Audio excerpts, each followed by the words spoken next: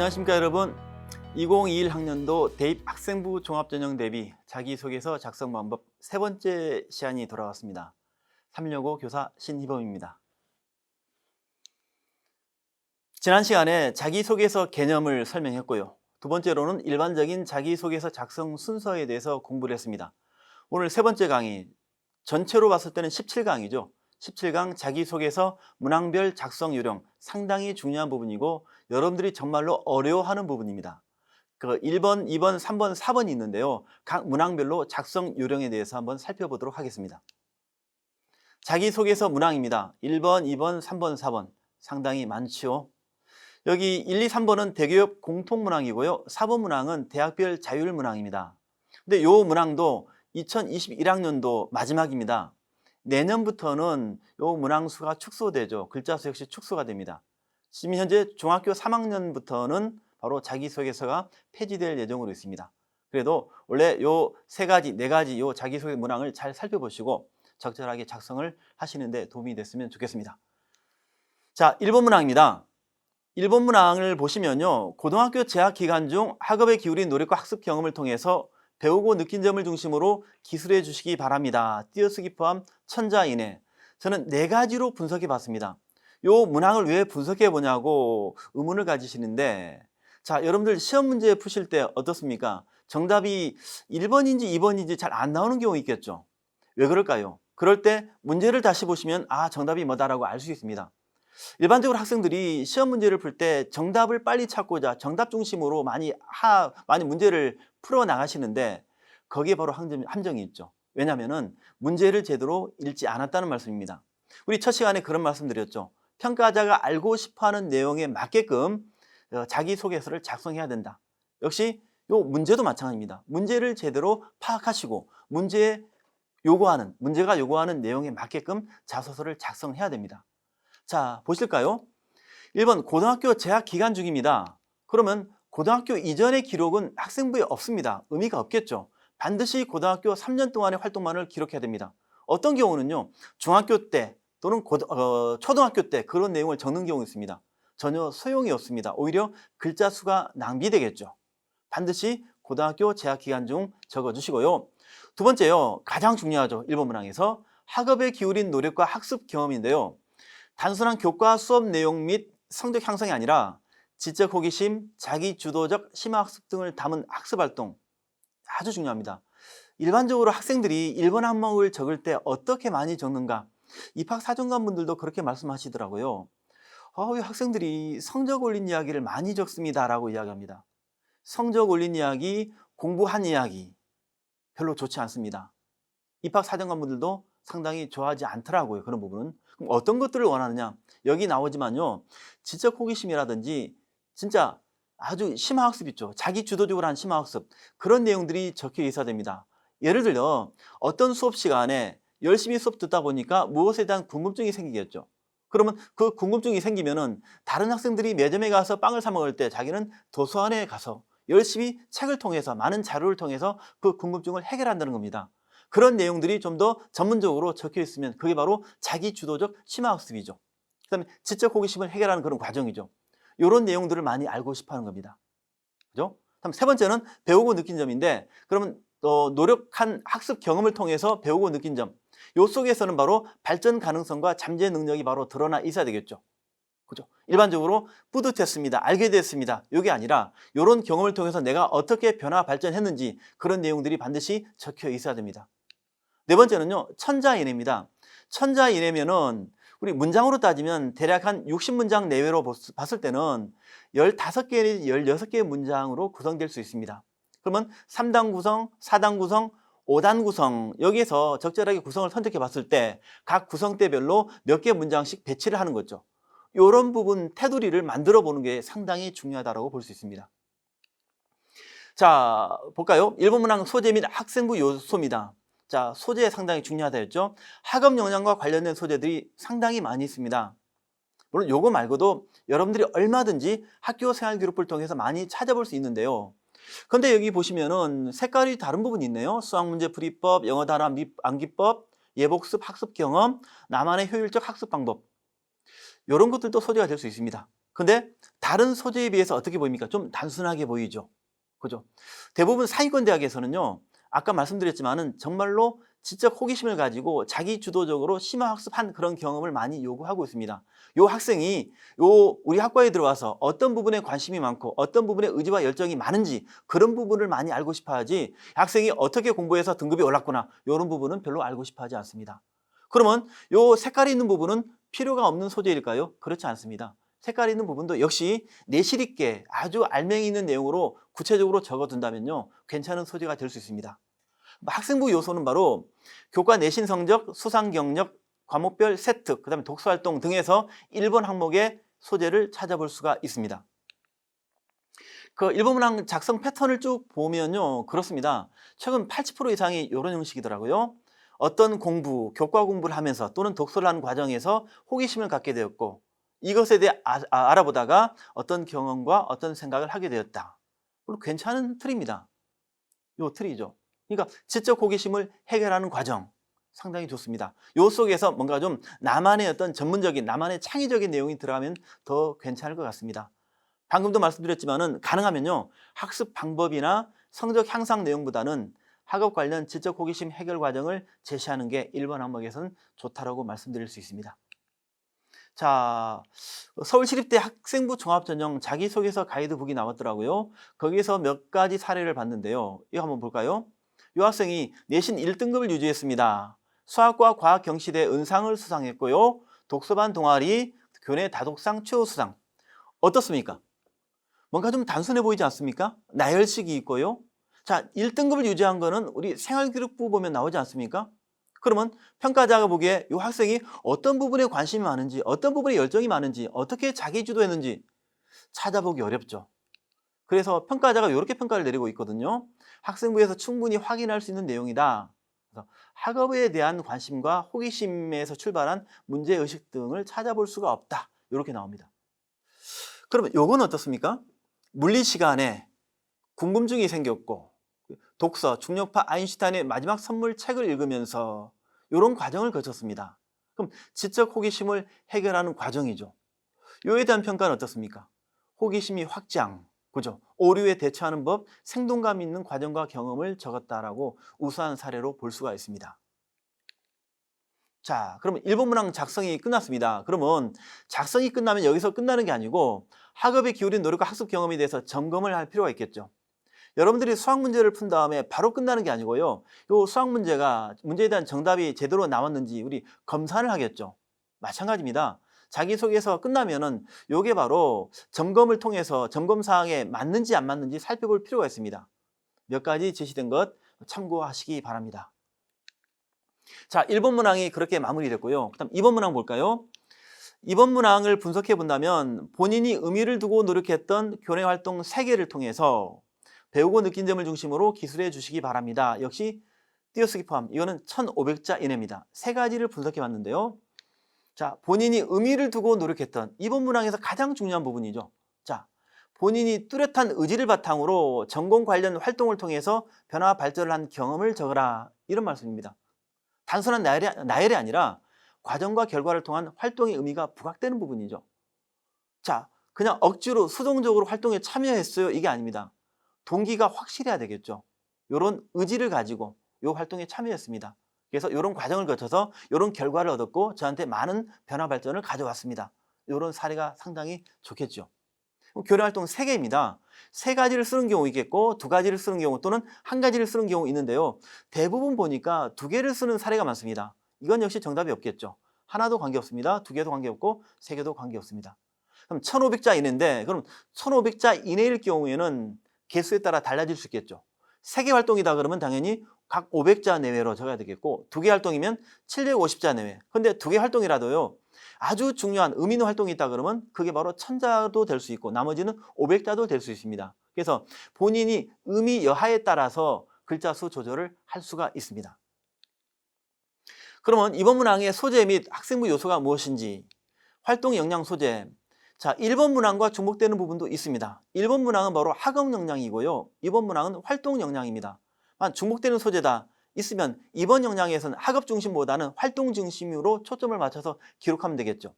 여기서도 마찬가지 체육대회, 축제 참여, 학생의 활동, 약간 단순한 소재일 수도 있습니다.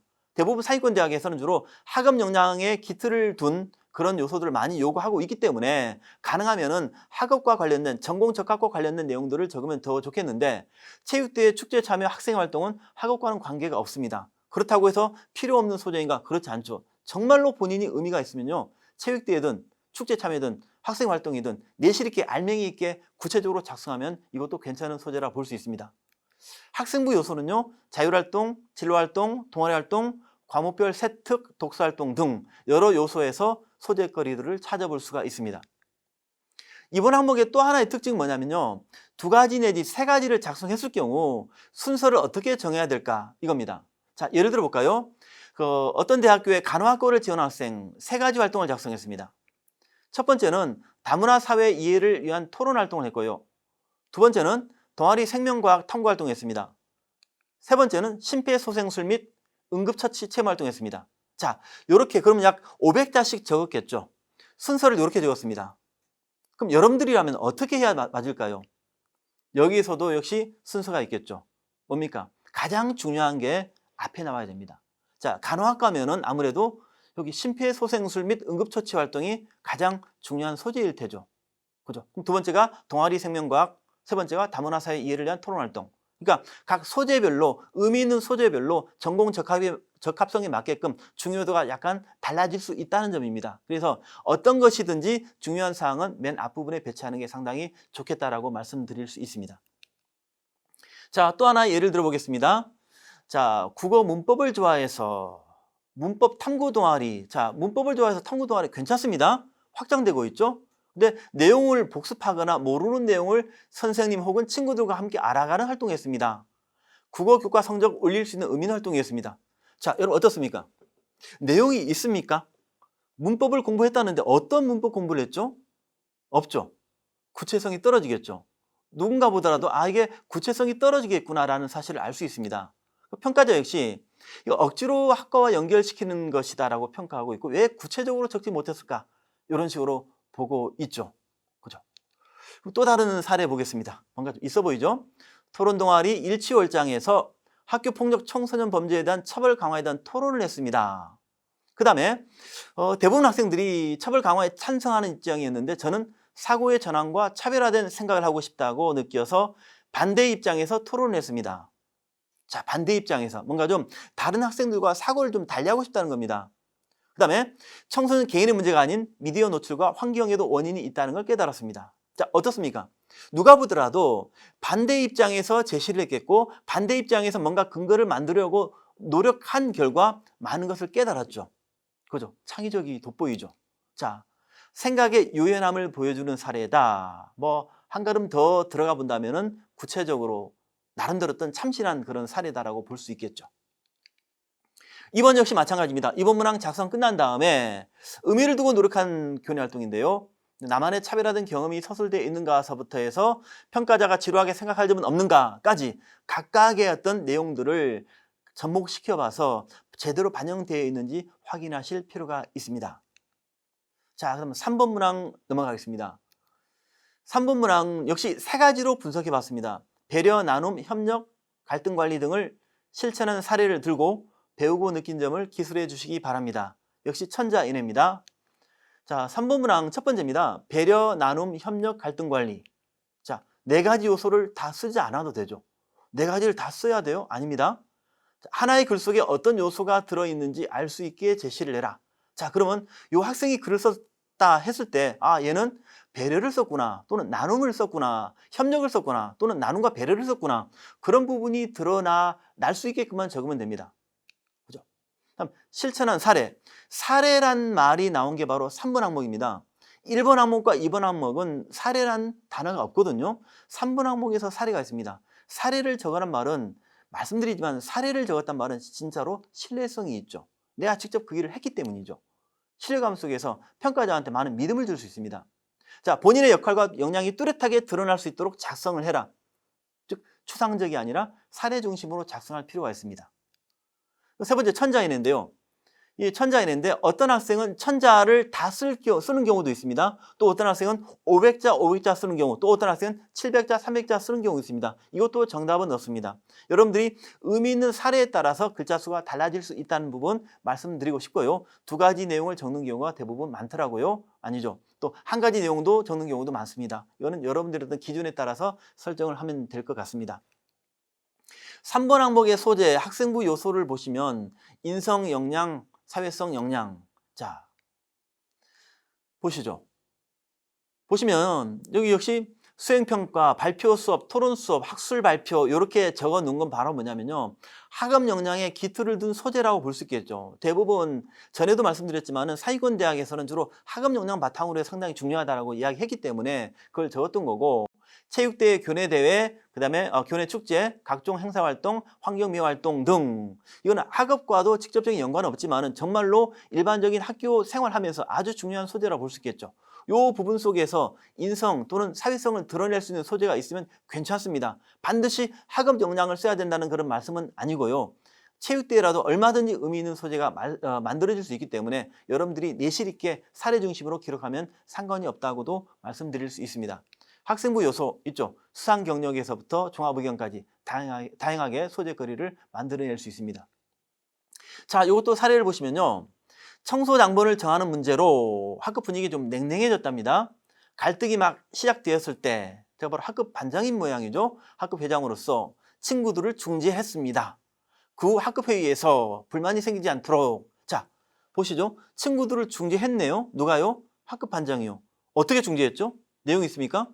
내용이 없죠. 분명히 사례 중심인데 내가 어떻게 중재했는지, 그 다음에 내 혼자만의 리더를 가지고 중재했다라기보다는 이제는 사회성이 상당히 중요하겠죠. 나와 함께 친구들과 같이 함께 중재했다. 이런 것들이 더욱더 가치가 있다고 볼 수 있습니다. 자, 이렇게 평가를 내렸죠. 의견 충돌이 무엇이지, 그 다음에 어떻게 중재했는지 안 나와 있다는 겁니다.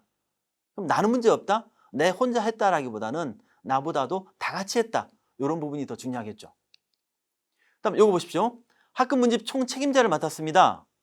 학생들이 좀 무책임했던 모양이죠. 무책임하다는 생각에 화가 났고, 근데 좀 곰곰이 생각해 보니까 친구들에게는 어떤 역할도 주어지지 않았음을 깨달았습니다. 이 말은 결국 자기 혼자 했다는 말씀이죠. 그런 다음에 곰곰이 반성을 하면서 피드백 받은 후 세부 부서를 나누었습니다. 이렇게 했습니다. 이 학생이 자, 조별 과제 활동할 때 어떤 모습으로 보일까요? 그죠? 실제 경험에서 드러난 역할과 책임의 중요성에 대해서 자세하게 적어 놓았습니다. 그죠? 3번 문항도 역시 마찬가지죠. 배려, 나눔, 협력을 실천한 사례와 느낀 점. 물론 갈등 관리도 있겠죠.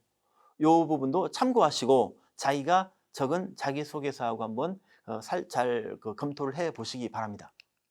다음 네 번째 문항입니다. 4번 문항은 대학별 자율문항입니다. 모든 대학에 있는 게 아니고 수도권 중심이고 지방의 국공립대 중심이죠. 면접과 매우 밀접하게 관련 있는 내용으로서 중요하다고 볼 수 있습니다. 자, 이거는 대학마다 다른데요. 지원 동기, 학업 계획, 그다음에 진로 계획, 전공과 관련된 노력, 의미 있는 독서활동. 뭐 서울대가 그렇죠. 그다음에 1000자 내지 1500자 대학마다 다르게 구성하고 있습니다. 자, 2020 기준인데요. 자, 4번 자율문항을 요구하는 대학들입니다. 그렇죠? 근데 자율문항이 없는 대학 역시 2020 기준입니다. 이화여대, 한국여대부터 몇 개 대학은 자율문항을 요구하지 않습니다. 수험생 입장에서는 4번 문항이 없으면 좋겠죠. 이 부분도 있죠. 자기소개서를 작성할 때 보다 정확한 자료는 그 대학의 모집 요강을 반드시 확인해 보시기 바랍니다. 자, 4번 문항에 주로 지원 동기가 상당히 많습니다. 근데 지원 동기는요, 학생부에 기재된 진로 희망사항, 진로 활동 등과 연계하여 자신의 관심 분야와 활동 경험, 역량 등을 구체적으로 제시를 해야 됩니다. 제가 자기소개서를 지도할 때, 4번 문항 지도할 때 그런 경우 있었습니다. 자, 학생부의 진로 희망사항에, 그죠? 진로 활동 사항에 나온 내용이 4번 문항에 전혀 언급이 안 됐습니다. 이거는 전혀 연결이 안 된단 말이죠. 믿음이 가겠습니까? 안 되겠죠. 반드시 학생부에 기재된 진로 희망사항을 바탕으로, 진로 활동을 바탕으로 해서 4번 문항을 좀 더 알맹이 있게 제시하는 게 더 좋지 않을까 생각이 듭니다. 그 다음에 꼭 이 학과를 지원한 이유가 뭐냐? 예를 들면요. 왜 다른 대학이 아닌 우리 대학의 건축학부에 지원했을까? 그러면 이 대학은 다른 대학에 비해서 설계 분야가 강점이다라는 부분을, 그 다음에 서울대학교 수의학과에 왜 지원했을까? 수의학과는 서울대만 있는 게 아니죠.